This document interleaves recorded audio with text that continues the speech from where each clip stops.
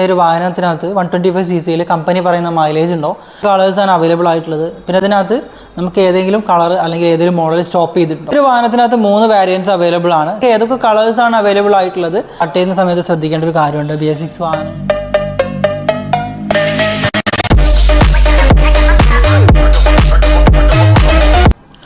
Hi guys, welcome back to review ട്രാക്കിൻ്റെ പുതിയൊരു വീഡിയോയിലോട്ട് എല്ലാവർക്കും സ്വാഗതം. നമ്മളിന്ന് മങ്ങാട് സുസുക്കി മലപ്പുറം ബ്രാഞ്ചിലാണ് നമ്മളിന്നുള്ളത്. ഇവിടെ നമുക്ക് സുസുക്കി അവനീസ് എന്ന് പറഞ്ഞിട്ടുള്ള പുതിയൊരു മോഡൽ അവൈലബിൾ ആണ്. അവനീസ് ഇറങ്ങിയിട്ട് ഏകദേശം 6 months എബോവ് ആയിട്ടുണ്ട്. നമ്മൾ ഈ ഒരു വീഡിയോ നമ്മളൊരു അല്പം ഡിലേ ആക്കിയിട്ടാണ് ചെയ്യുന്നത്. മറ്റൊന്നുമല്ല, നമുക്ക് കസ്റ്റമേഴ്സിൻ്റെ റിവ്യൂ, പിന്നെ അതുപോലെ തന്നെ ഒരു വാഹനത്തിനകത്ത് 125cc കമ്പനി പറയുന്ന മൈലേജ് ഉണ്ടോ, പിന്നെ അതുപോലെ തന്നെ ഇതിനകത്ത് ഏതൊക്കെ കളേഴ്സാണ് അവൈലബിൾ ആയിട്ടുള്ളത്, പിന്നെ അതിനകത്ത് നമുക്ക് ഏതെങ്കിലും കളർ അല്ലെങ്കിൽ ഏതെങ്കിലും മോഡൽ സ്റ്റോപ്പ് ചെയ്തിട്ടുണ്ടോ, ഇത്രയും കാര്യങ്ങളാണ് നമ്മൾ ഇന്ന് അറിയാനുള്ളത്. അപ്പോൾ നമുക്ക് നേരെ നമ്മുടെ വീഡിയോയിലോട്ട് പോകാം. പിന്നെ അതിന് മുൻപായി നിങ്ങൾ ഈ ഒരു വാഹനത്തിന് എൻക്വയറീസ് കാര്യങ്ങളൊക്കെ താഴെ കാണുന്ന നമ്പർ വിളിച്ചു കഴിഞ്ഞാൽ ഈ ഒരു വാഹനത്തിന് എൻക്വയറീസ്, അപ്ഡേഷൻസ് കാര്യങ്ങളെല്ലാം നിങ്ങൾക്ക് അറിയാൻ സാധിക്കും. നമുക്ക് ഈ ഒരു വാഹനത്തിനകത്ത് 3 വേരിയൻസ് അവൈലബിൾ ആണ്. Standard, raise edition, Bluetooth. അതിനകത്ത് സ്റ്റാൻഡേർഡ് പറഞ്ഞ മോഡൽ ഇപ്പോൾ ഏറെക്കുറെ നിർത്തിയ പോലെയാണ്. ലോഡിലൊന്നും നമുക്ക് ആ വണ്ടി വരുന്നതായിട്ട് കാണാനില്ല. നമുക്ക് ഇതിനകത്ത് ബ്ലൂടൂത്ത്, റേസ് എഡിഷൻ ഈ 2 വേരിയൻ്റാണ് ഇപ്പോൾ നമുക്ക് അവൈലബിൾ ആയിട്ടുള്ളത്. ഇതിനകത്ത് നമുക്ക് ഏതൊക്കെ കളേഴ്സാണ് അവൈലബിൾ ആയിട്ടുള്ളത്, പിന്നെ അതുപോലെ തന്നെ എന്തൊക്കെയാണ് ഇതിൻ്റെ ഫീച്ചേഴ്സ് കാര്യങ്ങളൊക്കെ എന്നുള്ളത് നമുക്ക് നോക്കാം. പിന്നെ അതുപോലെ തന്നെ കമ്പനി പറയുന്ന മൈലേജ് കിട്ടുന്നുണ്ടോ, എന്തൊക്കെയാണ് ഇതിൻ്റെ കംപ്ലയിൻസ് കാര്യങ്ങളോ എന്തെങ്കിലും കാര്യങ്ങളൊക്കെ വരുന്നുണ്ടോ എന്നുള്ള കാര്യങ്ങളൊക്കെ നമുക്ക് അറിയണം. പിന്നെ ഈ വാഹനം സ്റ്റാർട്ട് ചെയ്യുമ്പോൾ നമ്മൾ ശ്രദ്ധിക്കേണ്ട കാര്യങ്ങൾ എന്തൊക്കെയാണ് എന്നുള്ളത് കൂടി നമ്മൾ ഈ ഒരു വീഡിയോക്കകത്ത് ആഡ് ചെയ്യുന്നുണ്ട്. അപ്പോൾ നേരെ നമുക്ക് നമ്മുടെ വീഡിയോയിലോട്ട് പോകാം. നമുക്ക് ഈ റൈസ് എഡിഷൻ എന്ന് പറഞ്ഞിട്ടുള്ള മോഡലിൻ്റെ മുന്നിലാണ് നമ്മൾ ഇന്നുള്ളത്. അപ്പോൾ റൈസ് എഡിഷനിൽ നമുക്ക് എന്തൊക്കെയാണ് വ്യത്യാസങ്ങൾ കാര്യങ്ങൾ എന്നുള്ളത് നമുക്ക് നോക്കാം. അപ്പോൾ റൈസ് എഡിഷൻ ഇതിനകത്ത് ഇൻബിൽട്ടായിട്ട് തന്നെ ഫൂട്ടർസ് വരുന്നുണ്ട്. പിന്നെ അതുപോലെ തന്നെ സെൻറ്റർ സ്റ്റാൻഡ്, സൈഡ് സ്റ്റാൻഡ്, ഇതൊക്കെ ഇതിനകത്ത് ഇൻബിൽട്ടായിട്ട് വരുന്നതാണ്. പിന്നെ അതുപോലെ തന്നെ ഈ ഒരു ലേഡീസ് ഫൂട്ടർസ് നമുക്ക് എക്സ്ട്രാ ഫിറ്റിങ്സ് ആണ്. നമുക്ക് ആവശ്യമുണ്ടെങ്കിൽ മാത്രം അതിനകത്ത് ചെയ്താൽ മതി. ഇതിനകത്ത് എടുത്തു പറയേണ്ട ഒരു കാര്യം എന്ന് വെച്ചാൽ മെറ്റാലിക് ഗ്ലോസി കളർ പോലെ ഡിസൈൻ ചെയ്തിട്ടുള്ള ഒരു കളറാണ്. പിന്നെ അതിനകത്ത് റെഡ് കളറിൽ അവനീസ് എന്ന് എഴുതിയിട്ടുണ്ട്. പിന്നെ ഇവിടെ നമുക്കൊരു ഗ്രാഫിക്സ് വരുന്നുണ്ട്. അതാണ് ഈ ഒരു റൈസ് എഡിഷൻ്റെ പ്രത്യേകത. വേറെ ഫീച്ചേഴ്സിലെ കാര്യങ്ങളൊന്നും മാറ്റമില്ല. കാരണം ഈ ഒരു റൈസ് എഡിഷനിൽ മാത്രമാണ് ഈ ഒരു ബ്ലൂ കളർ അവൈലബിൾ ആയിട്ടുള്ളത്. അപ്പോൾ ഇതിനകത്ത് എക്സ്ട്രാ ഫിറ്റിങ്സ് ആയിട്ട് ഷോറൂം കുറച്ച് കാര്യങ്ങൾ ആഡ് ചെയ്തിട്ടുണ്ട്. അപ്പോൾ ഇതിനകത്ത് നമുക്ക് ലേഡീസിൻ്റെ ഫൂട്ടർസ് വരുന്നുണ്ട്. ഇത് എക്സ്ട്രാ ഫിറ്റിങ്സ് ആണ്. ഇൻബിൽട്ടായിട്ട് നമുക്ക് ഇതിനകത്ത് ഫൂട്ടർസ് വരുന്നുണ്ട് ഓൾറെഡി. വൺ സൈഡ് ഇരിക്കുന്ന ലേഡീസിനൊക്കെ സൂട്ടബിൾ ആയിട്ടിരിക്കാൻ വേണ്ടിയിട്ടാണ് ഈ ഒരു ലേഡീസ് ഫൂട്ടർസ് വെച്ചിട്ടുള്ളത്. പിന്നെ അതുപോലെ തന്നെ ഇതിനകത്ത് ഫ്ലോർ മാറ്റ് ഇട്ടിട്ടുണ്ട്. പിന്നെ അതുപോലെ തന്നെ സീറ്റ് കവർ ഇട്ടിട്ടുണ്ട്. ഇത്രയും കാര്യങ്ങളാണ് ഇതിനകത്ത് എക്സ്ട്രാ ഫിറ്റിങ്സ് ആയിട്ട് ചെയ്തിട്ടുള്ളത്. പിന്നെ ഓൾറൗണ്ട് ഗാർഡ് വരുന്നുണ്ട്, അതിനകത്ത് വെച്ചിട്ടില്ല. അത് ഈ കസ്റ്റമർ ആവശ്യപ്പെടാത്തതുകൊണ്ടാണ് ആ ഒരു ആക്സസറീസിനകത്ത് ആഡ് ചെയ്യാത്തത്. നമ്മൾ ഈ ഒരു വാഹനത്തിൻ്റെ ഫ്രണ്ട് സൈഡിൽ നിന്ന് നോക്കുകയാണെന്നുണ്ടെങ്കിൽ നമുക്ക് 3 കളർ വേരിയൻ്റ് ആയിട്ട് ഡിഫറൻസ് കളേഴ്സായിട്ട് ഇതിനകത്ത് കാണാനായിട്ട് സാധിക്കും. ആ ഒരു സ്പോർട്ട് ലുക്ക് വരുത്താൻ വേണ്ടിയിട്ടായിരിക്കും ഒരു പക്ഷേ ഇങ്ങനെ ഒരു ഗ്രാഫിക്സ്, പിന്നെ അതുപോലെ തന്നെ ഒരു സ്പോർട്ടി കളർ കമ്പനി ഇതിനകത്ത് കൊടുത്തിട്ടുള്ളത്, ഒരു റൈസ് അഡീഷൻ ലുക്ക് കിട്ടാൻ വേണ്ടിയിട്ട്. അപ്പോൾ ഇതിനകത്ത് നമുക്ക് ഫ്രണ്ട് മഡ് ഗാർഡ് തന്നെ ബ്ലാക്ക് കളറാണ്. പിന്നെ അതുപോലെ തന്നെ സൈഡിലായിട്ട് ഒരു സിൽവർ പറഞ്ഞിട്ടുള്ള ഒരു സ്റ്റിക്കർ ഇതിനകത്ത് ആഡ് ചെയ്തിട്ടുണ്ട്. പിന്നെ SEP സുസുക്കി എക്കോ പെർഫോമൻസ് എന്ന് പറഞ്ഞിട്ട്, പിന്നെ അതുപോലെ തന്നെ റൈഡ് എഡീഷൻ എന്ന് പറഞ്ഞിട്ട് കൊടുത്തിട്ടുണ്ട്. ഇതിന് റൈഡ് എഡീഷൻ എന്ന് പറഞ്ഞത് നമുക്ക് മനസ്സിലാവും എന്താണെന്നുള്ളത്. റൈഡ് കണക്റ്റ് എന്ന് പറഞ്ഞിട്ടുള്ളത് എന്താണെന്ന് നിങ്ങൾക്കറിയാം. കാരണം ഓൾറെഡി നമുക്ക് ബ്ലൂടൂത്ത് ഡിസ്പ്ലേയിലോട്ട് കണക്ട് ചെയ്ത് കഴിഞ്ഞാൽ നമുക്ക് റൂട്ട് മാപ്പ് സെറ്റ് ചെയ്യാനുള്ള ഒരു സംവിധാനം ഈ ഒരു വാഹനത്തിനകത്തുണ്ട് എന്നുള്ളതാണ്. പിന്നെ ഇതിൻ്റെ ഫ്രണ്ട് ഭാഗത്ത് തന്നെ നമുക്ക് അവനീസ് എന്ന് പറഞ്ഞിട്ടുള്ള ഒരു റെഡ് കളർ സ്റ്റിക്കർ ഉണ്ട്. പിന്നെ അതുപോലെ തന്നെ ഒരു സിൽവർ കളർ ഗ്രാഫിക്സ് സ്റ്റിക്കറും കൊടുത്തിട്ടുണ്ട്. പിന്നെ മുകളിലായിട്ട് നമുക്ക് ഈ ഒരു ഭാഗത്താണ് നമുക്ക് ഇതിൻ്റെ ഇൻഡിക്കേറ്റേഴ്സ് വരുന്നത്. ഈ 2 സൈഡിലായിട്ടാണ് ഇതിൻ്റെ ഇൻഡിക്കേറ്റേഴ്സ് വരുന്നത്. പിന്നെ ഹെഡ്ലൈറ്റിൻ്റെ പൊസിഷൻ എന്ന് പറയുന്നത് ഈ ഒരു ഭാഗത്താണ് വരുന്നത്. പിന്നെ അതുപോലെ തന്നെ ഫ്രണ്ട് ഡിസ്ക് ട്യൂബ്ലെസ് ടയേഴ്സാണ് ഫ്രണ്ട് സൈഡിൽ വന്നിട്ടുള്ളത്.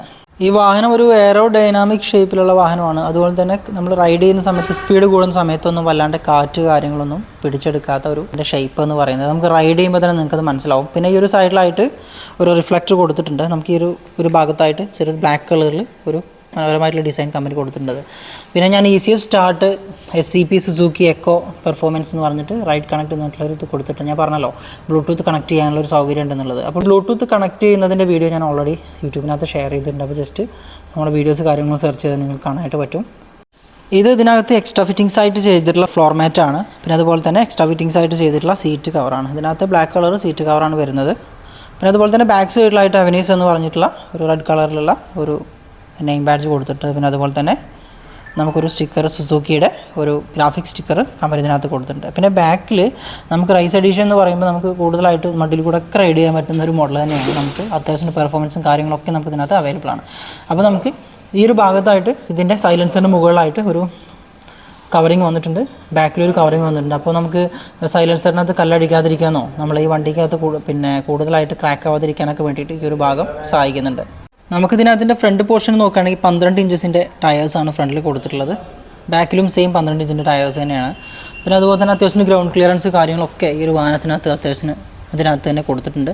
പിന്നെ അതുപോലെ തന്നെ സെൻറ്റർ സ്റ്റാൻഡ്, സൈഡ് സ്റ്റാൻഡ് എല്ലാം നമുക്ക് ഇതിനകത്ത് ഇൻബിൽട്ടായിട്ട് വരുന്നതാണ്. ചില കമ്പനികളൊക്കെ ഞാനൊരു തവണ വാഹനം റിവ്യൂ ചെയ്യാൻ പോയ സമയത്ത് സെൻറ്റർ സ്റ്റാൻഡ്, സൈഡ് സ്റ്റാൻഡൊക്കെ ഇതിനകത്ത് എക്സ്ട്രാ ഫിറ്റിങ്സ് ആണ്, ആക്സസറീസ് ആണെന്ന് പറഞ്ഞത് ഞാൻ എൻ്റെ ശ്രദ്ധയിൽപ്പെട്ടിട്ടുണ്ട്. നോർമലി നിങ്ങൾ വാഹനം വാങ്ങുന്ന സമയത്ത് ശ്രദ്ധിക്കേണ്ട കാര്യം, ഇതിനകത്ത് ഫ്രീ ഓഫ് കോസ്റ്റിൽ കമ്പനി നിർബന്ധമായിട്ട് കൊടുക്കേണ്ട കാര്യങ്ങൾ എന്താ വെച്ചാൽ centre stand, side stand, number plate, rear view mirror, permanent foot rest. Permanent foot rest പറഞ്ഞാൽ ഈ ഫുട് റെസ്റ്റാണ്, അങ്ങനെ പെർമനൻറ്റ് ഫുട് റെസ്റ്റ് എന്ന് പറയുന്നത്. കാരണം ഇതിനകത്ത് എല്ലാ കാര്യങ്ങളും സുസുക്കി ഇതിനകത്ത് തന്നെ കൊടുത്തിട്ടുണ്ട്. കാരണം നമ്മുടെ നിലവിലെ നിയമപ്രകാരം ഇത്രയും കാര്യങ്ങൾ കമ്പനി നിർബന്ധമായിട്ട് കൊടുത്തിരിക്കണം. അപ്പോൾ കാര്യം കൂടി നിങ്ങളൊന്ന് ശ്രദ്ധിക്കുക. പിന്നെ നമുക്കിതിൻ്റെ ഫ്രണ്ട് സൈഡിലോട്ട് വരികയാണെന്നുണ്ടെങ്കിൽ ഓണ്, ഓപ്പൺ, സീറ്റ്, പിന്നെ ഓഫ്, പുഷ് ലോക്ക് എന്നൊക്കെ പറഞ്ഞിട്ട് നമുക്കിതിനകത്ത് കാണാനായിട്ട് സാധിക്കും. ഇതിനകത്ത് ഇതാണ് കീ ഓൺ ചെയ്യുന്ന എന്ന് പറയുന്നത്. പിന്നെ ഇവിടെ നമുക്ക് ഈ കീയുടെ പൊസിഷൻ ലോക്കാക്കാനുള്ളൊരു സംവിധാനമുണ്ട്. നിങ്ങൾക്ക് അറിയാവുമല്ലോ, നിങ്ങൾ ഓൾറെഡി വാഹനങ്ങളിലൊക്കെ കണ്ടു കാണും. ഈ ഒരു ഭാഗം തിരിച്ചു പിടിച്ചിട്ട് ആ ലോക്കാക്കിയ ഒരു ഭാഗം ഈ കീൻ്റെ ബാക്ക് സൈഡ് ഉപയോഗിച്ചിട്ടാണ് ഓപ്പൺ ചെയ്യുക. നമുക്ക് സീറ്റ് ഓപ്പൺ ചെയ്ത് കഴിഞ്ഞാൽ നമുക്ക് അത്യാവശ്യത്തിന് സ്റ്റോറേജ് സ്പേസ് ഇതിനകത്ത് കമ്പനി കൊടുത്തിട്ടുണ്ട്. നമുക്ക് ഈ ഒരു ഭാഗത്താണ് ഇതിൻ്റെ സീറ്റിൻ്റെ ലോക്ക് വരുന്നത്. പിന്നെ അതുപോലെ തന്നെ ഈ ഒരു വാഹനത്തിൻ്റെ പെട്രോളിൻ്റെ പൊസിഷൻ നമുക്കൊന്ന് നോക്കാം. ജസ്റ്റ് ഇവിടെ പ്രസ് ചെയ്ത് കഴിഞ്ഞാൽ അത് ലോക്കാവും. പിന്നെ കീ നമ്മൾ ഇതിനകത്ത് യൂസ് ചെയ്തിട്ടുള്ള കീ എടുത്തിട്ട് ഇപ്പോൾ ഈ ഒരു ഭാഗത്താണ് നമുക്ക് ഈ ഒരു വാഹനത്തിൻ്റെ പെട്രോളിൻ്റെ പൊസിഷൻ എന്ന് പറയുന്നത്. അപ്പോൾ നമുക്ക് ജസ്റ്റ് തിരിച്ചു കഴിഞ്ഞാൽ നമുക്ക് പെട്രോളിൻ്റെ ഭാഗം ഓപ്പണായിട്ട് കാണാനായിട്ട് സാധിക്കും. അപ്പോൾ ഇവിടെയാണ് ഇതിൻ്റെ പെട്രോളിൻ്റെ ഓപ്പണിംഗ് വരുന്നത്. ഇനി ജസ്റ്റ് ഇത് ലോക്കാക്കാൻ ഇത് ജസ്റ്റ് പ്രസ് ചെയ്ത് കൊടുത്താൽ മതി, ഇത്ര ചെയ്യേണ്ടുള്ളൂ. സെയിം നമ്മൾ സ്റ്റാർട്ട് ചെയ്യുന്ന അതേ കീ തന്നെയാണ് ഇതിൻ്റെ പെട്രോളിൻ്റെ ഓപ്പൺ സ്പേസ് എന്ന് പറയുന്നത്. ഈ ഓൺ ചെയ്ത് കഴിഞ്ഞാൽ ഇത്രയും ലൈറ്റുകൾ ഇതിനകത്ത് കത്തും. ഇതിനകത്ത് അവൈലബിൾ ആയിട്ടുള്ള മെസ്സേജ് അലേർട്ട് ഉണ്ട്, ഇതിനകത്ത് കോൾ അലേർട്ട് ഉണ്ട്. പിന്നെ അതുപോലെ തന്നെ റൂട്ട് മാപ്പ് സെറ്റ് ചെയ്യാനുള്ള സൗകര്യമുണ്ട്, പെട്രോൾ ഇൻഡിക്കേഷന്. അതിനകത്ത് ടെമ്പറേച്ചർ കാര്യങ്ങളൊക്കെ അളക്കാനും പിന്നെ അതുപോലെ തന്നെ കിലോമീറ്റർ, ട്രിപ്പ് കാര്യങ്ങൾ എല്ലാ സംവിധാനം ഇതിനകത്ത് മീറ്ററിനകത്ത് കൊടുത്തിട്ടുണ്ട് കമ്പനി എന്നുള്ളതാണ്. അപ്പോൾ ഇതിനകത്തുള്ള നമ്മുടെ ഈ ബ്ലൂടൂത്ത് കണക്ട് ചെയ്യേണ്ട ഒരു വീഡിയോ ഞാൻ ഓൾറെഡി നമ്മുടെ ചാനലിനകത്ത് ഷെയർ ചെയ്തിട്ടുണ്ട്. അപ്പോൾ ഒരു വീഡിയോ കാണുക നിങ്ങൾ. അപ്പോൾ അതെങ്ങനെയാണെന്നുള്ളത് ജസ്റ്റ് ഒരു ഐഡിയ കിട്ടും. നമ്മൾ റിപ്പീറ്റ് ചെയ്ത് പറയുന്നില്ല, അതുകൊണ്ടാണ്. പിന്നെ അതിനകത്ത് ഇവിടെ തന്നെയാണ് phone, left and right indicator, demand right, പിന്നെ അതുപോലെ തന്നെ എൻജിൻ ഓൺ ആൻഡ് ഓഫ്.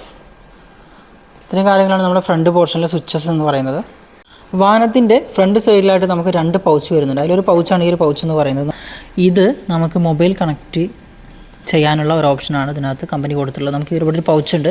ഈ പൗച്ചിൽ നമുക്ക് മൊബൈൽ ഇട്ട് വെച്ചിട്ട് നമുക്ക് കുത്തിവെക്കാം, ജസ്റ്റ് ക്ലോസ് ചെയ്യാം.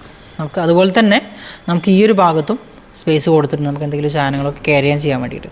പിന്നെ നമ്മൾ കവറൊക്കെ നമ്മൾ സാധനം എന്തെങ്കിലുമൊക്കെ വാങ്ങിക്കഴിഞ്ഞാൽ നമുക്ക് കവറൊക്കെ തൂക്കാൻ വേണ്ടിയിട്ടുള്ളൊരു ചെറിയ ഹുക്ക് ഫ്രണ്ടിൽ കൊടുത്തിട്ടുണ്ട് എന്നുള്ളതാണ് ഇതിനകത്ത്.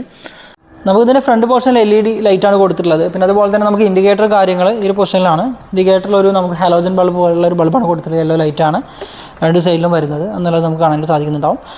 അപ്പോൾ ഇത്രയാണ് ഇതിൻ്റെ ലൈറ്റിംഗ് സിസ്റ്റം എന്ന് പറയുന്നത്. ബാക്കിലും അതുപോലെ തന്നെ ഹാലോജൻ ബൾബ്സ് ആണ്, ഫ്രണ്ടിൽ മാത്രമാണ് LED ബൾബ് വരുന്നത്. പിന്നെ വാഹനത്തിനകത്ത് ശ്രദ്ധിക്കേണ്ട ഒരു കാര്യം എന്താണെന്ന് വെച്ചാൽ മറ്റൊന്നുമല്ല, നമ്മൾ വാഹനം ഇപ്പോൾ സ്റ്റാർട്ട് ചെയ്ത് കഴിഞ്ഞാൽ ലൈറ്റ് കത്തുന്നൊരു സിസ്റ്റമാണ്. എന്ന് വെച്ചാൽ BS6 വണ്ടികളിലൊക്കെ നമ്മൾ ലൈറ്റ് കത്തുന്നൊരു സിസ്റ്റമാണ്. മെയിൻലി ഈ ഒരു ലൈറ്റ് കത്തുന്ന സിസ്റ്റം വന്നിട്ടുള്ളത് എന്തിനാണെന്ന് വെച്ചാൽ നമ്മൾ ഹെവി വണ്ടികളൊക്കെ ഓവർടേക്ക് ചെയ്യുന്ന സമയത്ത് നമുക്കിതിനകത്ത് ഈ ലൈറ്റ് ഉണ്ടായതുകൊണ്ട് നമുക്ക് ഓവർടേക്ക് ചെയ്യുമ്പോൾ ആ മിററിൽ അവർക്ക് ലൈറ്റ് കാണാനായിട്ട് സാധിക്കും. അല്ലാതെ നമ്മൾ ബാക്കിൽ നിന്ന് ഹോൺ അടിച്ചിട്ട് പ്രത്യേകിച്ച് ഹെവി വണ്ടികളിൽ നിന്ന് ഫ്രണ്ടിലേക്ക് കാണാനായിട്ട് സാധിക്കില്ല. പിന്നെ അതുപോലെ തന്നെ നമ്മൾ മഞ്ഞുള്ള സമയങ്ങളൊക്കെ നമ്മൾ ശരിക്കും ലൈറ്റ് ഇട്ട് വേണം, കറക്റ്റായി ലൈറ്റ് ഇട്ട് വേണം സ്റ്റാർട്ട് ചെയ്യാൻ നമ്മൾ വാഹനം ഓടിക്കാനായിട്ട്. ആ ഒരു സംഭവം ഉണ്ടായതുകൊണ്ടായിരിക്കാം ഒരു പക്ഷേ വാഹനങ്ങളിലൊക്കെ ലൈറ്റ് കാര്യങ്ങളൊക്കെ ഓൾറെഡി പിന്നെ കീ ഓൺ ചെയ്യുമ്പോൾ തന്നെ ലൈറ്റ് കാര്യങ്ങളൊക്കെ വരുന്നത്. അപ്പോൾ ഇതിനകത്തും അതുപോലെ തന്നെ കീ ഓൺ ചെയ്ത് കഴിഞ്ഞാൽ നമുക്ക് ലൈറ്റ് ഓൺ ആവും. അപ്പോൾ സാധാരണ നമ്മൾ വാഹനമൊക്കെ റോഡിലൂടെയൊക്കെ പോകുന്ന സമയത്ത് നമ്മൾ സുഹൃത്തുക്കളെ കണ്ടു കഴിഞ്ഞാൽ നമ്മൾ എന്താ പറ്റുക, നമ്മൾ വാഹനം നിർത്തും. വാഹനം നിർത്തി കഴിഞ്ഞാൽ നമ്മൾ കീ ഓഫ് ചെയ്യാൻ മറന്നു പോകും. കീ ഓഫ് ചെയ്യാൻ മറന്നു കഴിഞ്ഞാൽ എന്താ സംഭവിക്കുക എന്ന് വെച്ചാൽ ഇവിടെ ലൈറ്റ് കത്തുമ്പോൾ ഇതെല്ലാം ബാറ്ററിയായിട്ട് കണക്റ്റ് ആണെന്ന് നിങ്ങൾക്കറിയാം. അപ്പോൾ ബാറ്ററി ഡൗൺ ആവും. അപ്പോൾ ഈ കാര്യങ്ങൾ ശ്രദ്ധിക്കാത്തത് കൊണ്ടാണ് ഇതിൻ്റെ ബാറ്ററി കംപ്ലയിൻറ്റ്സ് കാര്യങ്ങളൊക്കെ കൂടുതലായിട്ട് ഈ ഒരു BS6 വാഹനങ്ങളിനകത്ത് വരുന്നത് എന്നുള്ള കാര്യം നിങ്ങളൊന്ന് ശ്രദ്ധിക്കുക. നമ്മൾ ഈ ഒരു വാഹനം എല്ലാവരും സ്റ്റാർട്ട് ചെയ്യുന്ന സമയത്ത് ശ്രദ്ധിക്കേണ്ട ഒരു കാര്യമുണ്ട്. BS6 വാഹനങ്ങളിൽ നമ്മൾ വാഹനം സ്റ്റാർട്ട് ചെയ്യുമ്പോൾ നമ്മൾ ശ്രദ്ധിക്കേണ്ട ഒരു പ്രത്യേക കാര്യമുണ്ട്.